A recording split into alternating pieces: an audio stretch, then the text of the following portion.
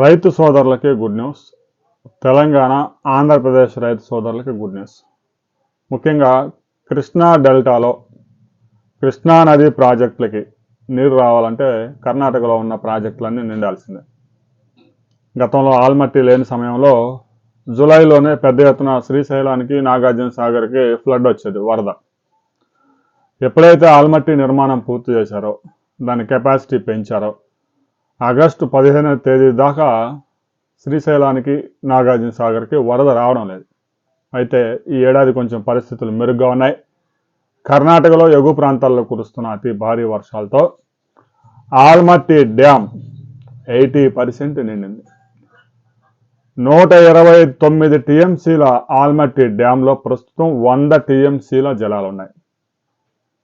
Inflows వరద 79,000 క్యూసెక్కుల flood వస్తూ ఉంది.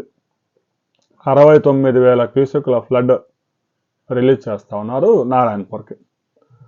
రాబోయే 10 రోజుల్లోనే ఆల్మట్టి డ్యామ్ పూర్తిగా నిండే అవకాశం ఉంది.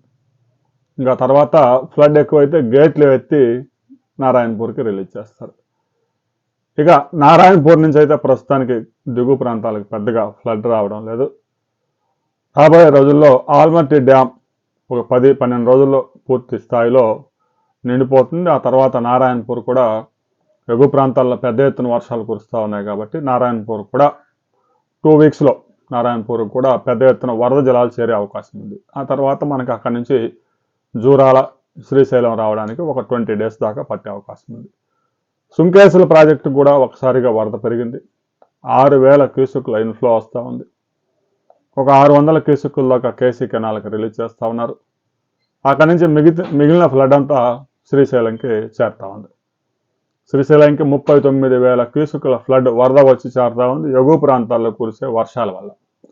జూరాల ప్రాజెక్టు ఇప్పటికే నిండిపోయింది కాబట్టి వచ్చిన వరద అంతా విద్యుత్ ఉత్పత్తి ద్వారా శ్రీశైలం ప్రాజెక్టుకి రిలీజ్ చేస్తూ ఉన్నారు. శ్రీశైలం ప్రాజెక్టుకి ఇన్ఫ్లోస్ 39,000 క్యూసెక్కులు ఉన్నాయి.